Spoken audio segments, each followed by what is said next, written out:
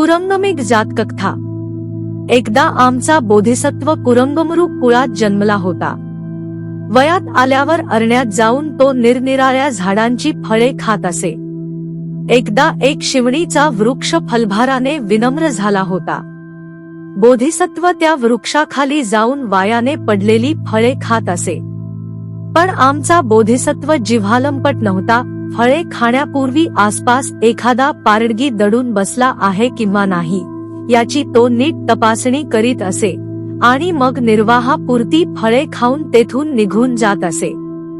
एके दिवशी त्या अरण्यामध्ये एक पारधी त्या शिवणीच्या झाडावर लपून बसला।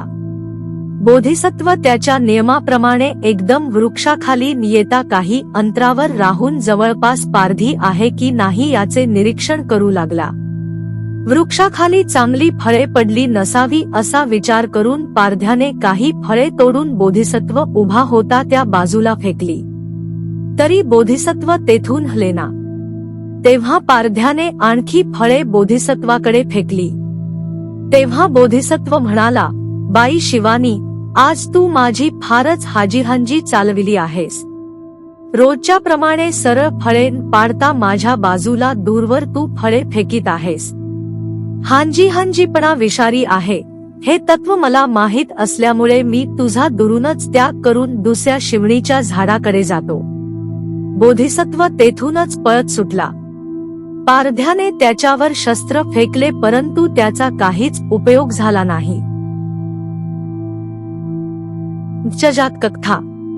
प्राचीन काळी प्रथम कल्पात चतुष्पद प्राण्यांनी सिंहाला आपला राजा केला। माशांनी आनंद नावाव्या मत्स्याला व पक्ष्यांनी सुवर्णराज हंसाला आपला राजा केले। त्या सुवर्णराज हंसाची एक अत्यंत सुंदर कन्या होती। तिने वडिलांच्या सांगण्यावरून असा वर मागितला की स्वयंवर करून जो पती योग्य वाटेल तो मी वरील। त्याप्रमाणे हंसराजाने हिमालयावर पक्ष्यांचा मोठा समुदाय बोलाविला। एका मोठ्या शिलातलावर सर्व पक्षी गोळा झाले। तेव्हा हंसराजा आपल्या मुलीला म्हणाला, ह्या पक्षीसंघातून तुला जो नवरा आवडेल तो निवडून काढ। तिने मोराला पसंत केले। तेव्हा सर्व पक्षी त्याच्याजवळ येऊन त्याला म्हणाले, तू धन्य आहेस, राजकन्येने एवढ्या पक्षीसंघातून तुझीच निवड केली ह्याबद्दल तुझे आम्ही अभिनंदन करतो। परंतु ह्यावरून माझे सामर्थ्य तुमच्या लक्षात येणार नाही। मला नृत्यकला किती चांगली येते ते पहा, असे म्हणून त्या पक्षी समुदायासमोर आपला पिसारा फुलवून मोर नाचू लागला व त्यायोगे नागडा उघडा पडला। सुवर्णराज हंसाला लाज वाटली व तो म्हणाला, ह्याचा आवाज फार चांगला, पृष्ठभाग सुंदर, वैडूर्य मण्यासारखी मान आणि लांब पिसारा, परंतु ह्याच्या ह्या निर्लज्ज नाचण्याने माझ्या मुलीशी विवाह करण्यास मी तयार नाही। असे म्हणून त्याने त्याच ठिकाणी दुसऱ्या एका पक्षाशी आपल्या मुलीचा विवाह केला। मोराने अत्यंत लाजून तेथून पलायन केले।